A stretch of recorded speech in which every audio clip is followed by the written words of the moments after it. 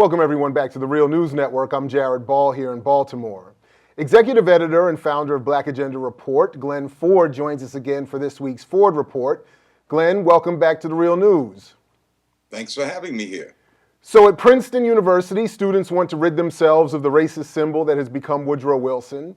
The students at Harvard want the same regarding their law school's founder, Isaac Royall. Students across the pond at Oxford are expressing solidarity with these efforts and their own to rid their university of the racist legacy of Cecil Rhodes. And here in Baltimore, Towson State University students are protesting the lack of diversity in faculty and student body. And the students at Brown University have earned a response from administrators there, which says $100 million over 10 years will be invested in an effort to diversify their campus. Glen Ford, what do you see all this meaning? Well, Jared, it seems that being a founding white father ain't what it used to be. And that's a good thing, isn't it? At Princeton, they don't want to just drag Woodrow Wilson's name through the mud. They want it taken off of the prestigious School of Public Policy and to take it off of a residential college on that campus. And they want there to be established mandatory courses at Princeton that would teach the history of marginalized peoples, and not just Black folks, but Asians and others, all of whom Woodrow Wilson had no time or space for.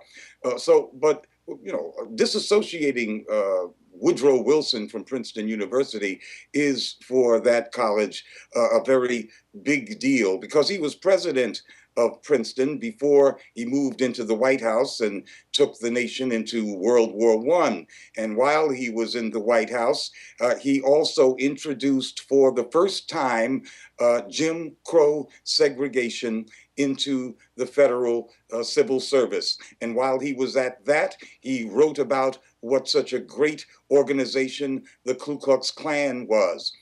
All of this was a great shock to the growing civil rights movement of the time, and especially to W.E.B. Du Bois, because W.E.B. Du Bois had urged other Blacks to switch their traditional allegiance to the Republican Party and try Wilson. And the reason that Du Bois did that, because he was fed up with the racism of a previous president, Teddy Roosevelt. Teddy Roosevelt, in addition to all kinds of racist statements, had dishonorably discharged 167 Black soldiers from the U.S. Army after they had a clash with local whites in Brownsville, Texas. So that really tore it between W.E.B. Du Bois and Teddy Roosevelt, who then endorsed Woodrow Wilson's candidacy.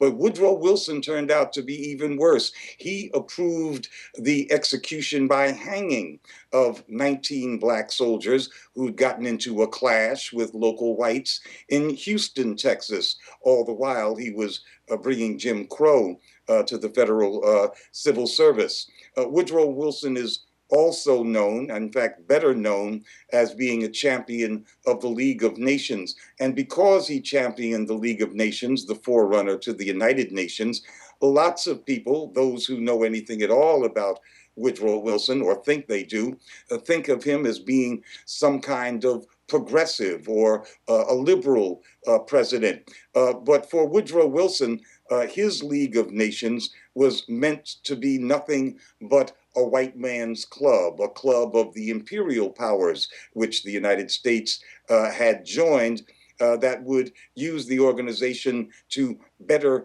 enslave the colored and colonized people of the world, who would run the world like a white man's club, which is the way he ran Princeton University. When he was president of Princeton, not one Black student was allowed on campus.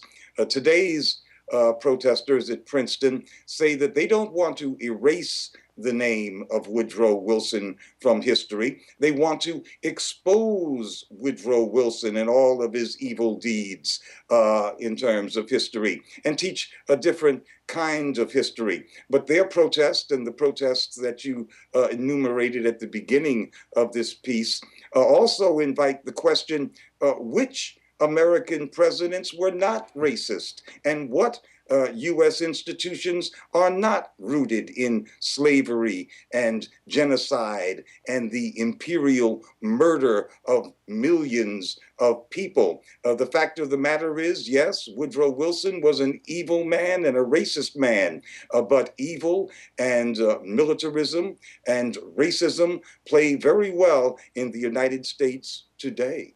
Well, I did mean to ask you very quickly what this all meant in terms of the nation in which we live, as you sort of mentioned. I mean, here we are, at least I am, in Baltimore, named after Lord Baltimore, right down the road from a city named after Washington, D.C. In fact, Washington's monument there's a monument to him here in this city as well. And all over the country, north and south, we have a number of institutions, roads and streets, et cetera, named after some of the worst, forms of humanity the world has ever produced. And then, I thought of that in preparing for this conversation with you, but also this idea that this is happening, 50, 60 years after a Black Power and Black Studies movement, which sought to bring about the same or similar demands to college campuses, the institution of Black Studies, Africana Studies, et cetera. What do you think all this might mean in terms of sort of the cycle of revolution, or the idea that revolution is a process, not an event? Well, here we have this burgeoning incipient movement, which began as a response to police state violence. But when it spreads to college campuses, people throw down their buckets where they are and start. And since college is supposed to be a place of learning, Black students are demanding that the curriculum reflect truths that were not previously recognized, including the truths about the United States. So I think it's quite a good sign that a movement that gets a rejuvenation based on police violence issues now seems to be talking not just about a whole range of economic issues and other things, but about the very nature of the United States, which is reflected in those place names and those people that are given homage in the United States. There needs to be quite clearly a total evaluation of the place that we live in and what we want to do with it. Glen Ford, thanks again for joining us here at The Real News. Thank you. And thank you for joining us here as well. For all involved, again, I'm Jared Ball here in Baltimore, saying again, as Fred Hampton used to say, to you we say peace if you're willing to fight for it. So peace, everybody, and we'll catch you in the whirlwind.